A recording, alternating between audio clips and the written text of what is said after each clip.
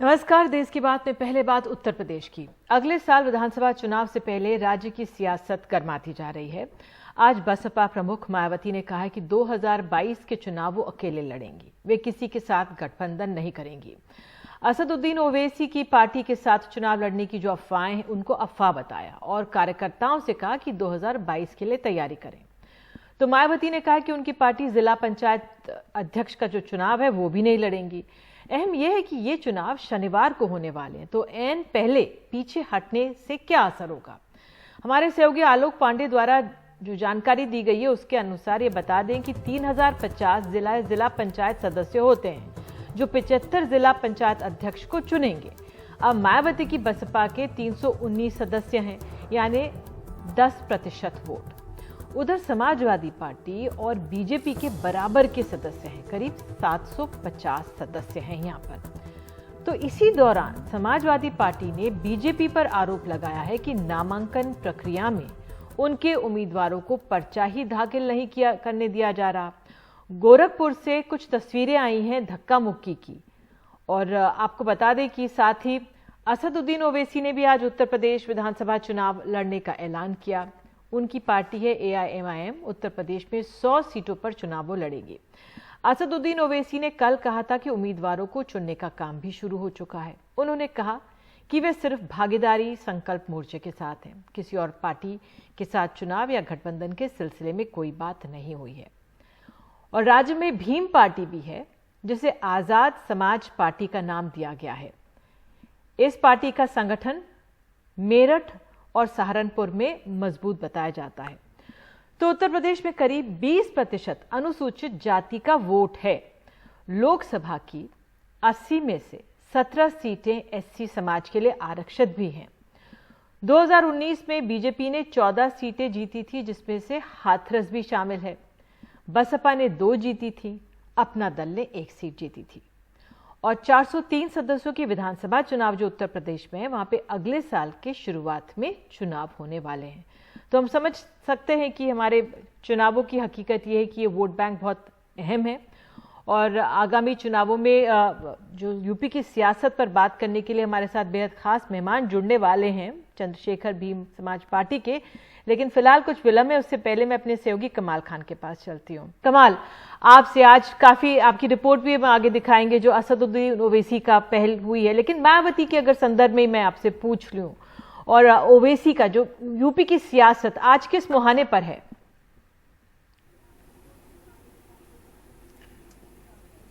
नहीं, देखिए, ऐसा है कि जहां तक मायावती का सवाल है, बीएसपी एक काफी बड़ी पार्टी है और पिछले विधानसभा चुनाव में सिर्फ उसको 19 सीटें मिली थी, जो बहुत बुरी हार हुई थी बहुजन समाज पार्टी की। लेकिन उनका वोट प्रतिशत जो है वो ज्यादा घटता नहीं है, वो बहुत ज्यादा घटता नहीं है। एक चंक है जो उनके साथ वोट का वो हमेशा बना रहता है, भले वो सीटों में तब्दील हो पाए या नहीं तब्दील हो पाए। उनके वोट में बीजेपी ने भी काफी सेंध लगाई है, कुछ नॉन जाटो दलित वोट में सेंध लगाई है और दूसरे वोटों में सेंध लगाई। और बीजेपी के लोग मेहनत बहुत करते हैं संगठन में अपने वोटों के लिए, बूथ तक उसको पहुंचाने के लिए, वोट दिलाने के लिए। ये सब चीजें बीएसपी में नहीं होती हैं। मायावती बहुत इनएक्सेसिबल लीडर हैं, वो किसी से मिलती नहीं है। आपने कहीं नहीं देखा होगा कि कोई मार दिया गया, लिंचिंग हो गई, कोई कांड हो गया, महंगाई, बेरोजगारी, किसी भी मुद्दे पे किसी के घर वो जाते हुए दिखी हो या कहीं बाहर, या उनका कार्यकर्ता कहीं सड़क पे आंदोलन करता हुआ दिखता हो। तो अब इस चुनाव में वो कितना कर पाएंगी ये चुनाव में पता चलेगा। फिलहाल तो बहुत बड़ी मजबूत हालत आपने कही कमाल नहीं आती है कि किस तरह से बीजेपी मेहनत करती है। और एक शब्द जो है कि डिस्कनेक्ट, क्या जो जमीन से मायावती का डिस्कनेक्ट है, यही कुछ पहलू हैं उत्तर प्रदेश की सियासत के। वो हम चंद्रशेखर आजाद जो राष्ट्रीय अध्यक्ष हैं आजाद समाज पार्टी के, उनसे ही समझेंगे। तो अगर आप मुझे चंद्रशेखर आप सुन पा रहे हो ठीक से, आज आपका जो प्रदेश है उत्तर प्रदेश, वहां पर मायावती का ऐलान होता है कि वो अकेले चुनाव लड़ेंगी और 2022 में वो सरकार भी यूपी में बनाएंगी। किस तरह से आप आंक रहे हैं उनके इस ऐलान को? देखिए, पहली बात तो मैं ज्यादा कुछ बहन जी पे बोलना नहीं चाहता हूं। इसलिए नहीं बोलना चाहता हूँ क्योंकि वो अपनी पार्टी के राष्ट्रीय अध्यक्ष हैं, हम अपना दल चलाते हैं आज़ाद समाज पार्टी, वो उनकी अपनी रणनीति हो सकती है, लेकिन जो आज हुआ है वो बहुत कुछ अच्छा नहीं। ये जब हर एक कार्यकर्ता महसूस करता है कि उनका लीडर उनके साथ खड़ा हो, जब सरकार द्वारा उनको जो है डराया धमकाया जा रहा हो, और ऐसे में एक पार्टी के राष्ट्रीय अध्यक्ष का हाथ पीछे कर खींच लेना, सरेंडर कर देना, तो ये तो सरकार को तानाशाही करने की खुली छूट दे देना है। इसको वॉक ओवर भी कहते हैं। लेकिन मैं इसलिए बुआ जी पे ज्यादा कुछ नहीं बोलता क्योंकि मैं झगड़ा नहीं करना चाहता उनसे। मैं तो अपनी पार्टी की रणनीतियों पे बात करता हूँ, अपनी नीतियों पे बात करता हूँ, तो इसलिए। लेकिन जो उत्तर प्रदेश में वो आज अच्छा नहीं है, वो चुनाव लड़ती, वो दलित पिछड़ों की पार्टी की नेता है, वो चुनाव लड़ती तो उनको मौका मिलता।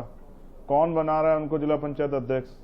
जिन कार्यकर्ताओं ने चुनाव लड़ा था उनकी इच्छा थी बहुत, उन्होंने। और बड़ी बात है, कोरोना काल में चुनाव हुआ उत्तर प्रदेश में, कम्युनिटी स्प्रेड जो हुआ ये इसलिए हुआ क्योंकि पंचायत का चुनाव हुआ, भीड़ इकट्ठा हुई, बहुत लोगों की जान गई, तो बहुत लोगों को उम्मीदें थी कि भाई हमें मौका मिलेगा आगे बढ़ने का, लेकिन सब कुचला गया।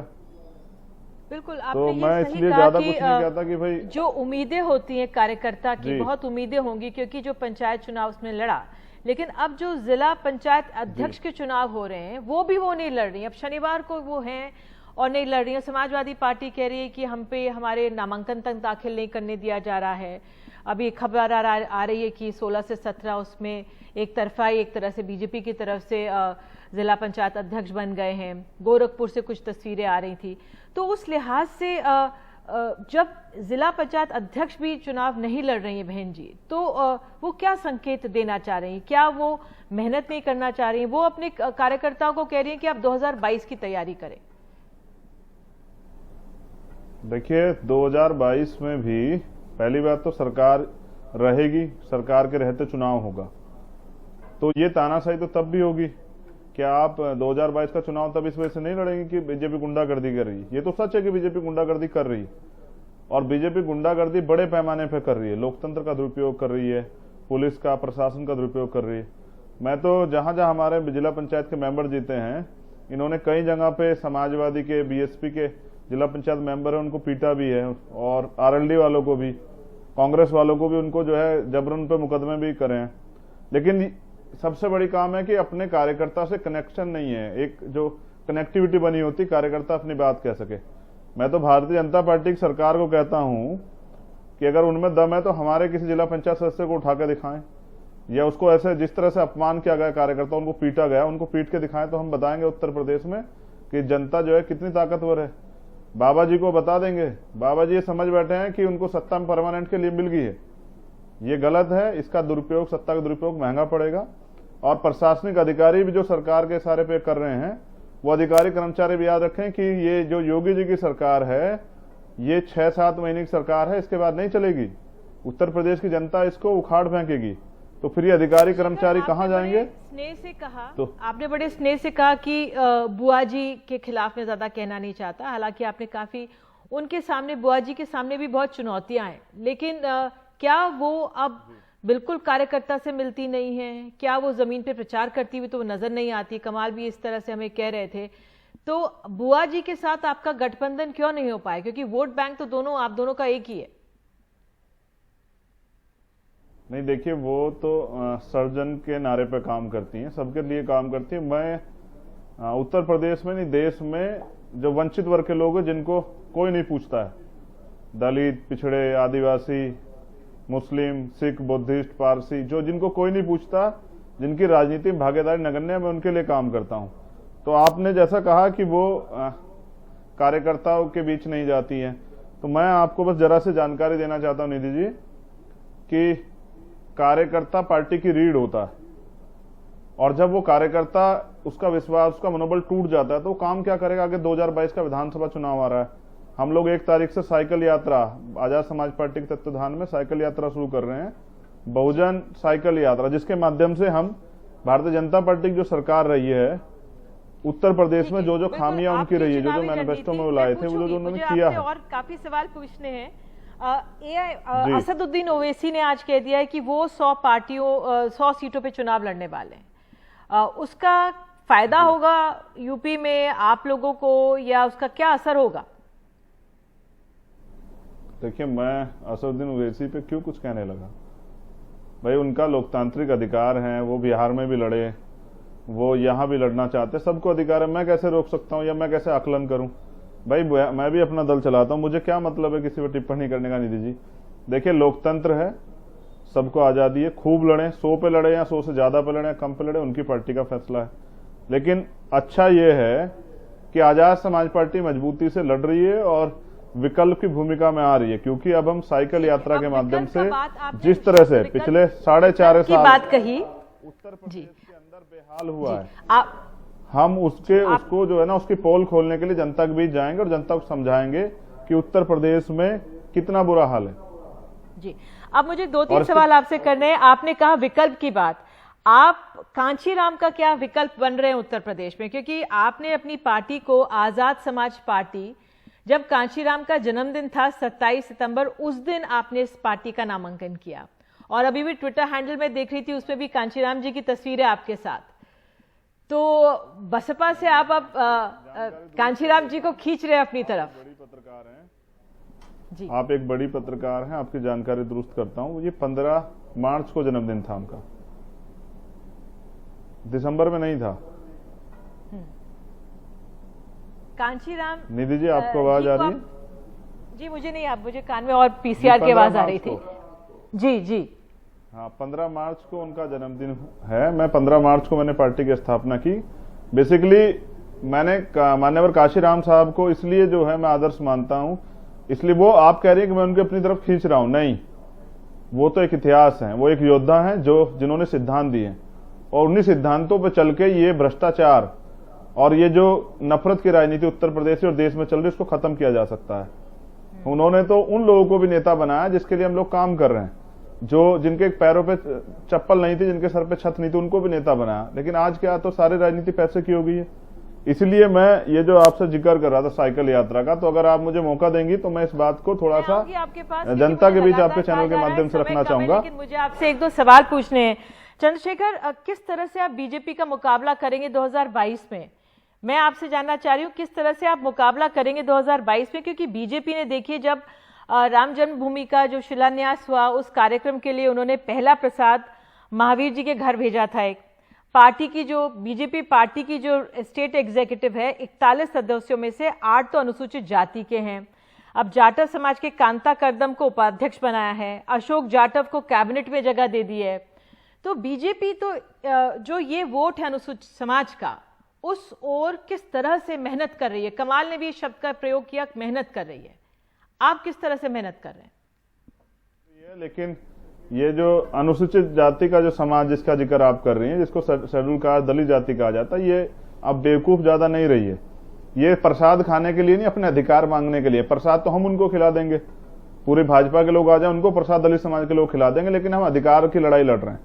तो हमारे मुद्दे शिक्षा, जैसे एजुकेशन को खत्म किया जा रहा है जिससे कि लोग सवाल ही ना पूछे, प्रमोशन में रिजर्वेशन, जैसे भूमिहीन लोगों को जमीन, आर्थिक सशक्तिकरण कैसे होगा गरीबों का, जैसे बैकलॉग और नई नियुक्तियां, युवाओं को रोजगार कैसे मिलेगा, जो नियुक्तियां हुई है उनमें घोटाले हो रहे हैं, जैसे लेखपाल भर्ती में उत्तर प्रदेश में महिलाएं सुरक्षित नहीं है, महिलाओं का सशक्तिकरण पे कोई काम नहीं हो रहा है। योगी जी ऐसे मुख्यमंत्री जिनके, ठीक है, आप ये बताइए, अब अखिलेश यादव नहीं है, बिल्कुल, अखिलेश यादव से बातचीत हुई है क्या? मैं क्या कह रहा हूं, अभी हमारी तैयारी आप सुन लीजिए, फिर मैं आगे की बात आपको बताता हूं। आम आदमी सुरक्षित नहीं है, आरक्षण का पालन नहीं हो रहा है। आरक्षण जो नियम है, 69,000 शिक्षकों की भर्ती में दलितों और पिछड़ों का हक खा गई सरकार। महंगाई चरम पे है, प्रति व्यक्ति आय नहीं बढ़ी है, आते रहेंगे किसानों के खिलाफ जी। तो उत्तर प्रदेश में बड़े पैमाने पर किसान है, किसान जवाब देंगे, किसान तैयार बैठे हैं। सफाई कर्मचारियों को पक्की नौकरी और जो उनकी हालत है इस समय, उनकी जिंदगी के साथ जो खिलवाड़ हो रहा है, उसका जवाब मिलेगा। मैं आपसे बोल रही हूँ, पूछ रही हूँ, देखिए, अखिलेश यादव से क्या आपकी बात हो गई है? अब ये संकेत तो मिल गए छोटी पार्टियों के साथ, लेकिन कुछ सीटों पर या कुछ चर्चा हो गई कि नहीं? देखिए, मैं यही तो बता रहा हूँ ना, पहले मैं अपने मुद्दे आपके सामने रख दूं। आपका एक बड़ा प्लेटफॉर्म है, आज करोड़ों वंचित वर्ग के लोग इसको सुन रहे हैं, उनको जानकारी जानी चाहिए कि एनडीटीवी के प्लेटफॉर्म से आज उनके हक की बात हो रही। तो जातिगत जनगणना जो SC ST OBC का बड़ा मामला है, मैं सियासत की बात कर रही हूँ। मैं ये पूछ रही हूँ, अखिलेश यादव से आपकी बातचीत हुई? क्या कुछ सीटों पे चर्चा हुई? सहारनपुर को लेकर, मेरठ को लेकर? जी जी जी, मैं क्या कह रहा हूं, उत्तर प्रदेश क्राइम कैपिटल हो गया है। आप बताइए, एक आदमी घर से निकल के सुरक्षित महसूस नहीं कर रहा है। आम आदमी कैसे सुरक्षा होगी? योगी जी तो नहीं कर सकते हैं। योगी जी को तो ये भी नहीं पता क्या महंगाई बढ़ गई है। उनके घर का सामान कहां से आता है? वो तो सरकार के खाते से आता है। गरीब का सामान कहां से आता है? मैं आपसे पूछ रही हूँ ना, देखिए मैं आपके पास आऊंगी, मैं आपसे भी सियासी सवाल पूछ रही हूँ। लोगों की दिलचस्पी इसमें यह है कि आप अखिलेश यादव से आपकी क्या कुछ चर्चा हो गई है कि नहीं हुई है? कुछ सीटों की भी बात हुई? अच्छा, मीडिया का प्लेटफॉर्म ही प्रचार करने के लिए है, अपनी बात को रखने के लिए है। अखिलेश यादव जी से, जैसा मैंने कहा, चुनाव जब आएगा, जिसके साथ गठबंधन होगा उसकी जानकारी दी जाएगी।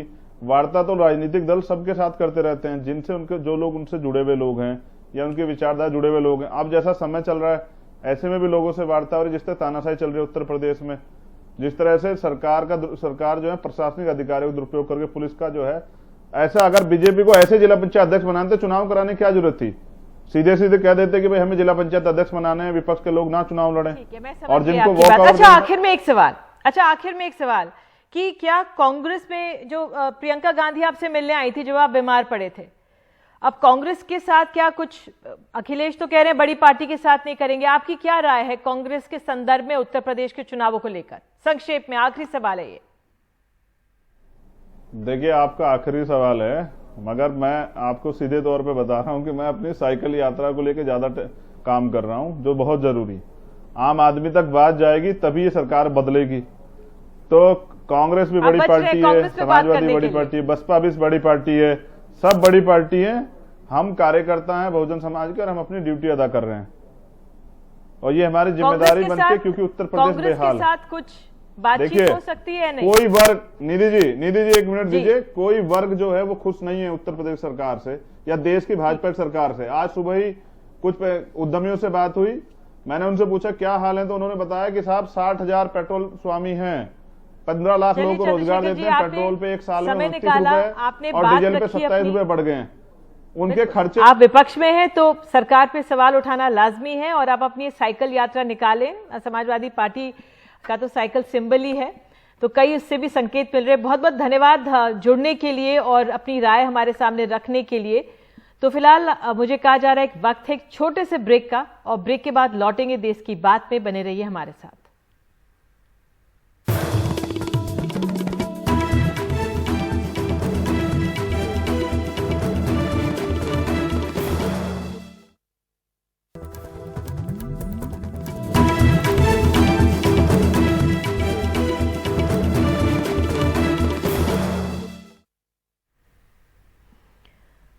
मध्य प्रदेश का दावा है कि टीका लगाने में उसने रिकॉर्ड बनाया है, लेकिन कई लोगों की शिकायत है कि बिना वैक्सीन लगवाए उनके फोन नंबर पर मैसेज आ रहे हैं।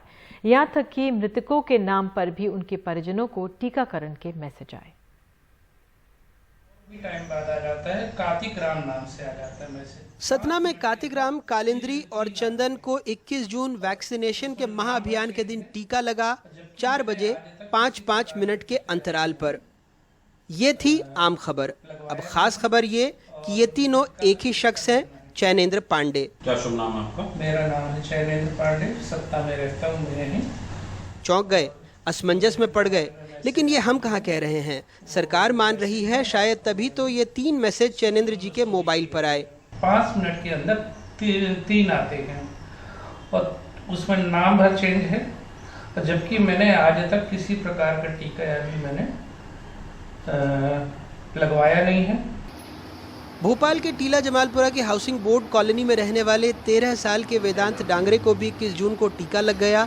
चौंकिए मत, भले ही सरकार कह रही हो कि 18 साल से ऊपर वालों को ही टीका लगेगा, लेकिन वेदांत के नाम पर भी बाकायदा मैसेज आया है, उनके ही दस्तावेजों का इस्तेमाल भी हुआ है। 21 तारीख को शाम को 7:27 में मेरे पास मैसेज आया कि मेरा बेटा सक्सेसफुली वैक्सीनेटेड हो गया है कोविशील्ड से, और अभी इसकी उम्र है सर 13 साल, जो कि सर ये अभी वैक्सीनेशन इन लोगों का स्टार्ट नहीं हुआ है बच्चों का सर। अभी रिसेंटली मैंने नगर निगम में ये सबमिट किए थे इसकी पेंशन के लिए, तो वहाँ से मुझे ऐसा लग रहा है ये वहाँ से गए हैं। एक और चमत्कार वो ये कि वेदांत 56 साल के हो गए हैं। शायद उन्हें भी नहीं पता होगा, लेकिन दस्तावेज यही कह रहे हैं। अभी मैं वैक्सीनेटेड नहीं हूँ, पर मेरे पापा के पास में मैसेज आ गया कि मैं वैक्सीनेटेड हूँ और मैं अभी 13 ईयर्स का हूँ। तो जब उसमें जो लिंक दी हुई थी मैसेज में, तो पापा ने वहाँ से सर्टिफिकेट जब मेरा डाउनलोड करा तो उधर पे मेरे ही डॉक्यूमेंट्स लगे हुए थे, मेरे ही बैंक आईडी लगी थी, मेरे ही बैंक अकाउंट लगा था और सारी मेरी डिटेल्स थी। बस उसमें ये था कि मैं 56 ईयर्स का बना दिया गया था मेरे को, और अभी तो लेकिन मैं 13 ईयर्स का ही हूँ। भोपाल में पीजीबीटी कॉलेज रोड में रहने वाली नुजहत सलीम को भी 21 जून को वैक्सीन लगने का मैसेज मिला। उन्हें पेंशन नहीं मिलती, लेकिन पहचान पत्र सत्यापन में पेंशन डॉक्यूमेंट के दस्तावेज दर्ज हैं। मेरे पास ये मैसेज आया 21/6 को और रात में 10:57 PM पे कि आपको वैक्सीन लग चुकी है। तो और मेरे वैक्सीन लगी नहीं है अभी। मैं सोच रही थी वैक्सीन लगवाने का, लेकिन अभी मैंने लगवाई नहीं है। ये परेशानी आ रही है ना कि अभी तो मेरे लगा नहीं है, कल मैं लगवाने जाऊंगी तो वो लोग बोलेंगे कि आपके तो वैक्सीन लग चुकी है। ऐसे कितने लोग होंगे जिनके वैक्सीनेशन कागज पे हो गए? रतलाम में कर सलाहकार प्रेम पांड्या ने स्लॉट तो बुक किया, लेकिन वैक्सीन लगवाने जा नहीं पाए। बावजूद इसके जादू ये हुआ कि वैक्सीन लगवाने का मैसेज आ गया। लेकिन जब मैं शाम को 4 बजे के 4:30 बजे आसपास में SMS आया कि आपका वैक्सीनेशन हो चुका है, तो आपका सर्टिफिकेट आप डाउनलोड कर लीजिए। चूँकि वहाँ गया ही नहीं था मैं, तो मेरा वैक्सीनेशन कैसे हो गया वैक्सीनेशन। फिर मैंने इसका जो पूरा घटनाक्रम था मेरा, भाई मैं गया ही नहीं और मेरा वैक्सीनेशन हो गया, तो मैंने फेसबुक पे डाला इसको, सोशल मीडिया के ऊपर। तो फिर नेक्स्ट डे फिर जो है मेरे पास वहाँ से कॉल आया, फिर मैंने जाकर के वहाँ मेरा वैक्सीनेशन करवाया था। ऐसे कितने लोग होंगे? अलग अलग शहरों से उदाहरण देने के बाद भी मंत्री जी कह रहे हैं कहीं कोई दिक्कत नहीं है। विपक्ष का कहना है सिर्फ दिक्कत ही दिक्कत है। नहीं, ऐसा नहीं है। यदि ऐसी कहीं कोई होगी तो कहीं भी ऐसी दिक्कत नहीं है। मुझे नहीं लगता आप कहाँ से ये बात लेके आए हैं, मैं तो पहली बार सुन रहा हूँ। और यदि कहीं इस तरह की जानकारी मिलेगी तो उसकी जांच करवाई जाएगी। रोज नए आंकड़े सामने आ रहे हैं, इस आंकड़े के फर्जीवाड़े भी सामने आ रहे हैं कि किस प्रकार 13 वर्ष के बच्चों को वैक्सीन लगा दी गई, सर्टिफिकेट जारी हो गया, किस प्रकार मृत व्यक्ति को सर्टिफिकेट जारी हो गया और किस प्रकार किसी महिला ने वैक्सीन नहीं लगाई उसे भी सर्टिफिकेट जारी हो गया। इस तरह के मामले रोज सामने आ रहे हैं। लेकिन इन सब के बाद बैतूल मध्य प्रदेश का ऐसा जिला है जहां 47 से अधिक गाँव में एक भी वैक्सीन नहीं लगी है। यह शिवराज सरकार की वैक्सीनेशन अभियान की वास्तविकता बता रहा है। और बड़ी शर्म की बात है कि आज देश के प्रधानमंत्री नरेंद्र मोदी ने इस वैक्सीन महाअभियान जो मध्य प्रदेश का है, जो रिकॉर्ड के दावे कर रहा है, उसकी पोल खोल के रख दी। जो काम मध्य प्रदेश सरकार और उसके मंत्रियों को करना चाहिए, वो काम प्रधानमंत्री को करना पड़ रहा है। मध्य प्रदेश के मुख्यमंत्री शिवराज सिंह चौहान ने 21 जून को ही वैक्सीन के लिए समा बांध दिया था, लेकिन हमने बताया कि कैसे ऐसी कहानियों के इस रिकॉर्ड के पीछे का रिकॉर्ड संदिग्ध है। यहाँ सजा धजा गुब्बारा फट गया है।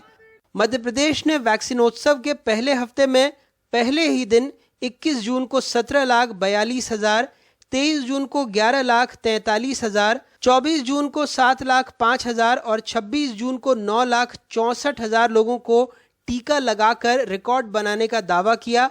लेकिन 20 जून को सिर्फ 4,098 टीके लगे थे, 19 जून को 24,700 टीके और 18 जून को सिर्फ 11,742 टीके लगे थे। बाकी दिनों में कम टीके के पीछे सरकार का तर्क है कि वो सिर्फ सोमवार, बुधवार, गुरुवार और शनिवार को टीके लगाती है। बाकी दिनों का जो आंकड़ा है वो निजी अस्पतालों का होता है। वैसे 19 जून को भी शनिवार ही था जिस दिन सिर्फ 24,000 टीके लगे थे। शायद सरकार ये बात भूल गई। 2-3 उदाहरणों से 2 करोड़ से ज़्यादा टीके लगा चुकी व्यवस्था पर हम गंभीर सवाल नहीं उठा सकते, उठाने भी नहीं चाहिए। लेकिन जब कोरोना से लाखों लोगों की मौत हुई, अर्थव्यवस्था चौपट हो गई, बावजूद इसके टीकाकरण को सरकार खुद इवेंट मैनेजमेंट में तब्दील करे, हेडलाइन हड़पने की मानसिकता से ग्रसित हो, तो फिर ऐसे उदाहरण उसके सामने मुंह बाए खड़े हो जाते हैं, खुद ब खुद गंभीर सवाल उठाते हैं। सतना से ज्ञान शुक्ला, रतलाम से साजिद खान और भोपाल से कैमरा पर्सन रिजवान के साथ अनुराग द्वारी, NDTV इंडिया।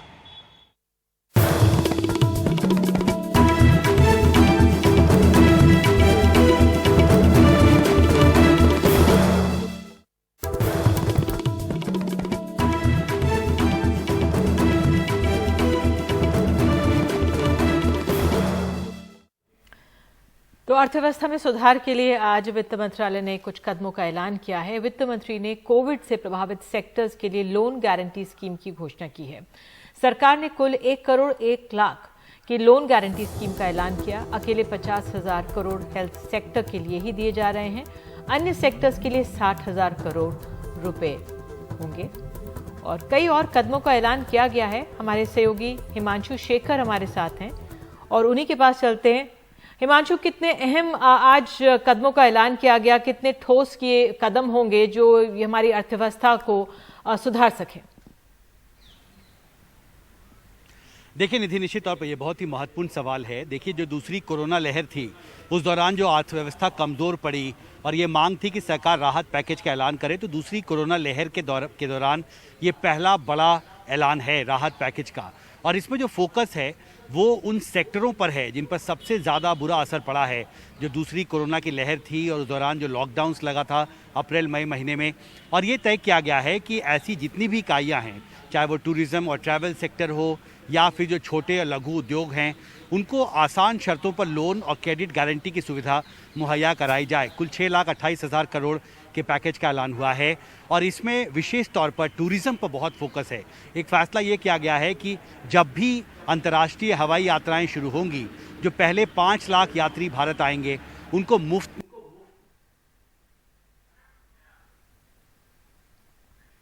बिल्कुल, तो हम देख रहे हैं कि हिमांशु यही कह रहे थे कि सरकार की पूरी कोशिश है कि किस तरह से जो हमारा टूरिज्म पर्यटन उद्योग है वो बेहतर हो। जी हिमांशु, अब अपनी बात पूरी कीजिए।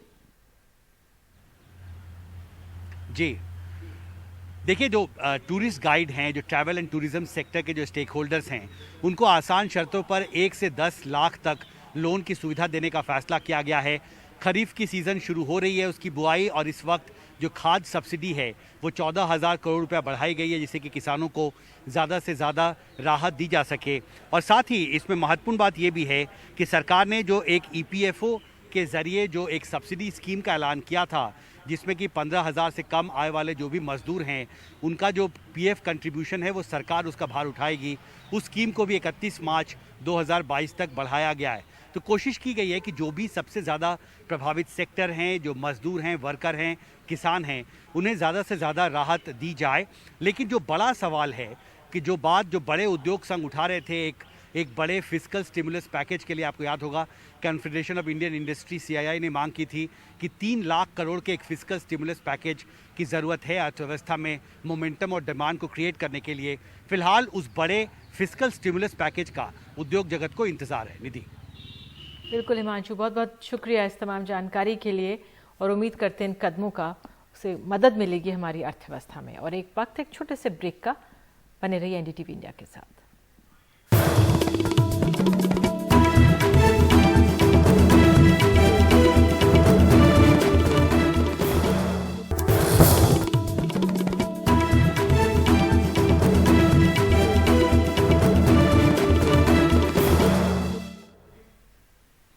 गाजियाबाद के लोनी में बीती रात एक कपड़ा कारोबारी समेत उस परिवार के 4 लोगों को गोली मार दी गई, जिसमें कपड़ा कारोबारी और उनके 2 बेटों की मौत हो गई, जबकि पत्नी गंभीर रूप से घायल है। परिवार के अनुसार ये मामला डकैती का है, जबकि कई पहलुओं से मामले की जांच अब की जा रही है।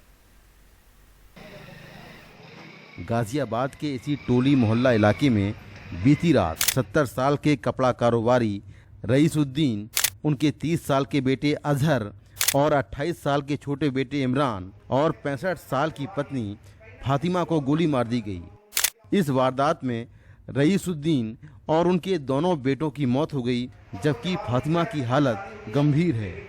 घर वालों के मुताबिक घर में छत के रास्ते 6 से 7 हथियारबंद लोग अंदर आए थे। मेरी अम्मी ने और छोटे भाई की वाइफ ने वो खोला, देखा तो मेरा भाई हमारा पड़ा, दूसरा भाई वहाँ पर गिरा पड़ा और मेरा बाप अंदर पड़ा। किस टाइम की घटना रही होगी? ये 3 बजे के आसपास। आपको कैसे गोली की आवाज़ सुनी? गोली की आवाज़ आई। अच्छा, कुछ लोग आपने भागते देखे हों? आते भागते हुए नहीं देखे, उनको ऊपर को भाग गए, मोहल्ले वालों ने देखे, मोहल्ला पूरा इकट्ठा हो गया था। रईसुद्दीन जिस मकान में परिवार के साथ रहते थे, उसी में उनका कपड़े का शोरूम भी था। परिवार के लोगों के मुताबिक बदमाश नकदी और गहने लूट कर ले गए।